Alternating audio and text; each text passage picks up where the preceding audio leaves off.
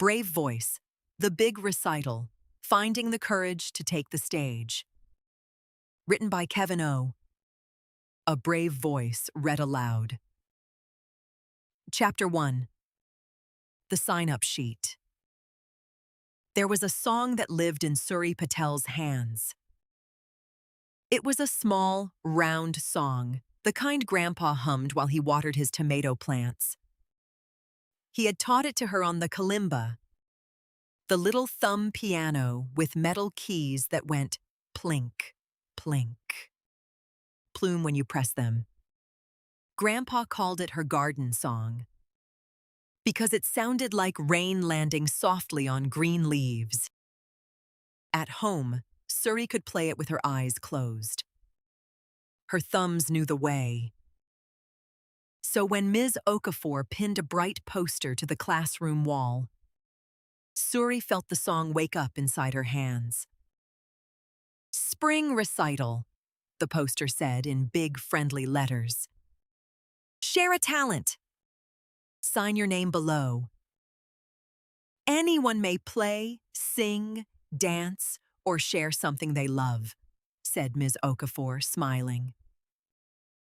We'll perform on the auditorium stage with the lights and everything. With the lights. Suri's thumbs went still.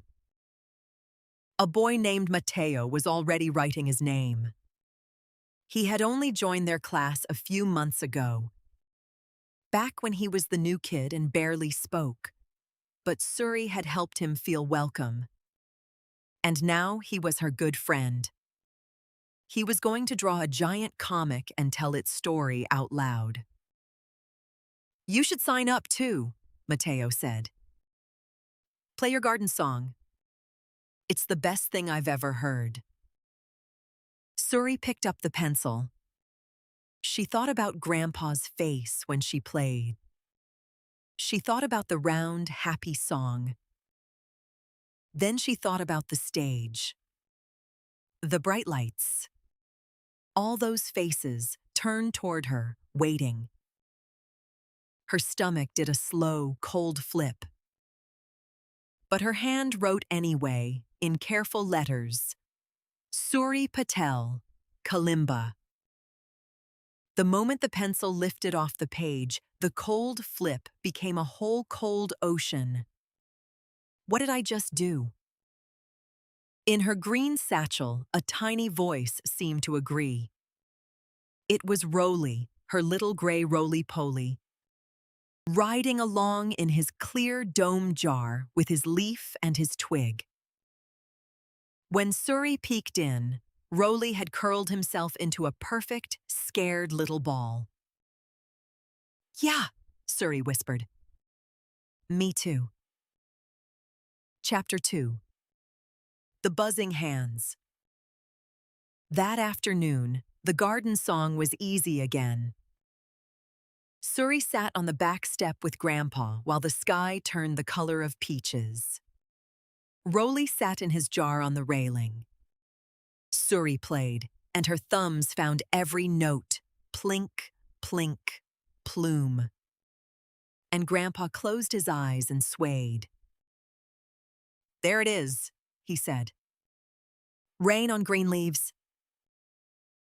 It's easy here, Suri said. But the recital is on a stage. Grandpa nodded slowly, the way he did when something mattered. A stage is just a wooden floor that's a little taller than the rest, he said. It can't do anything to you that the back step can't. Suri wanted to believe him. The next day, she found out he was wrong, or at least, that her body thought he was wrong. The whole class went to the auditorium for the first rehearsal. It was enormous. Rows and rows of empty red seats climbed all the way to the back wall. And every single one of them seemed to be looking at her. When Ms. Okafor said, Suri, would you like to try? Suri carried her kalimba to the front and sat on the tall stool. She lifted her thumbs. and her hands began to buzz. It was the strangest feeling, like her hands had forgotten they belonged to her. Her heart knocked. Her face went hot. The round, happy song came out fast and crooked. Plink, plink, plume. Notes tumbling over each other, two of them flat out wrong. She stopped. The empty seats stared. "That was a lovely start," said Ms. Okafor kindly. Mateo gave her two big thumbs up from the side. "Still the best thing I've ever heard?" But Suri's eyes were stinging. It hadn't been her garden song at all.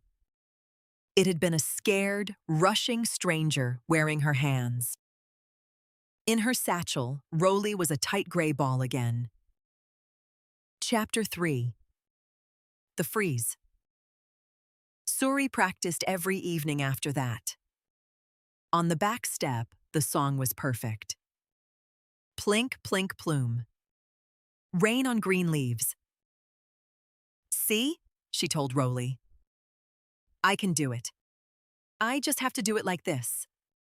On the stage. Exactly like this." But the night of the dress rehearsal, the stage had other plans. This time the big lights were on. They poured down so bright and white that Suri couldn't see the seats at all. Just a wall of dark beyond the edge of the stage, full of quiet. Breathing people she could hear but not see. "Whenever you're ready, Suri," called Ms. Okafor from somewhere in the dark. Suri lifted her thumbs. And nothing happened. She told her thumbs to play the first note. They didn't move. She told them again. Nothing. It was as if the bright light had reached right inside her and switched her off. Her whole body had turned to stone, except for her heart, which was galloping. The silence stretched. Somewhere in the dark, someone coughed. "Everyone is waiting. Everyone can see me not playing." The stone cracked into panic.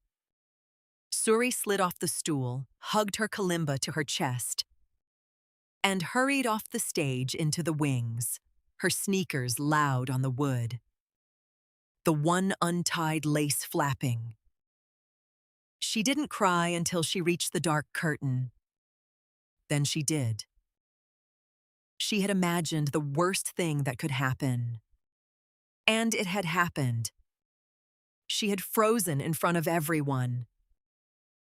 "I'm not doing it," she whispered to Roly later in the safe quiet of her room. "I'm telling Ms. Okafor to cross off my name. I'm not brave enough for stages." Roly, in his jar, was curled up tight. Suri looked at him for a long time. "It's okay," she told him softly. "You can stay curled up. I understand now." Chapter 4. Grandpa's Two Kinds of Brave. Grandpa found her there, sitting on the floor with the curled-up jar in her lap. He didn't say don't be sad. He didn't say it wasn't that bad. He just sat down next to her, his knees creaking, his green cardigan soft against her arm. "Tell me what the stage felt like," he said. "Like a giant eye," Suri said. "Like it was looking at me, waiting for me to be perfect." And I wasn't, so I froze, and then I ran. Grandpa was quiet for a moment. Then he said, I think you and the stage have a misunderstanding." Suri sniffled. "What do you mean?" "You think you go up there to play for all those people," he said. "To be judged. Pass or fail. Perfect or not." He shook his head gently. "But that's not what a song is for, little beetle." You don't play for them. You play the song to them. Like handing someone a warm cup of tea on a cold day. You're not asking, is my tea good enough? You're just saying, here, I made this. I wanted you to have it. Suri turned that over in her mind. Here, I made this. I wanted you to have it. But the lights, she said. Everyone can see me shaking. Can they? Grandpa smiled. Those big lights are so bright you couldn't even see the seats, yes? Well, it works both ways. The lights can't see you shake. They only see you stay. That's all the audience is hoping for. Not that you'll be perfect. Just that you'll stay and share the thing you love. He took her hand, the buzzing, scared hand, and pressed it flat against the floor. Remember the 3 steps, he said.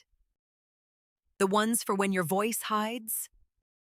They work for hands too. And together, the way they had so many times before, they said it. Root. Press your feet down, like roots into the garden. You are not going to float away. Breath. Let one slow breath out, long and quiet. You don't have to rush. Go. Play the first 3 notes, just 3. Then the song will carry you. You don't have to play the whole recital, Grandpa said. You only have to play the first 3 notes. Roots. Breath. Then plink, plink, plume. Just 3. Can you give the stage 3 little notes? Suri looked down at the jar in her lap. Rolly had uncurled. One tiny leg at a time, he was stretching out, testing the air. Suri took a long breath of her own. 3 notes, she said. I think I can do 3 notes. Chapter 5. The Big Recital. The auditorium was full. Suri could hear it before she could see it, the rustle and murmur of a whole crowd. The squeak of seats. Backstage, Mateo squeezed her shoulder. Here, he whispered and pressed something into her hand. A tiny drawing of a roly-poly. Uncurled, with its legs out like it was dancing. For luck. Suri Patel, said Ms. Okafor into the microphone, on the kalimba. The walk to the stool felt very long. The lights came up, bright and white, and the seats disappeared into warm dark. Just like before. Suri's heart began to gallop. Her hands began to buzz. The giant waiting eye opened all around her. But this time, Suri knew what to do. Root. She pressed both sneakers flat against the wooden floor and imagined roots reaching down. Down into Grandpa's garden. I am not going to float away. Breath. She let one slow breath out, long and quiet, into the bright and the dark. I don't have to rush. Go. She lifted her thumbs, and she did not play for the giant eye. She played a small, round song to the people in the dark, like handing each of them a warm cup. Here, I made this. I wanted you to have it. Plink. Plink. Plume. 3 notes. Just 3. And then, Grandpa was right. The song picked her up and carried her.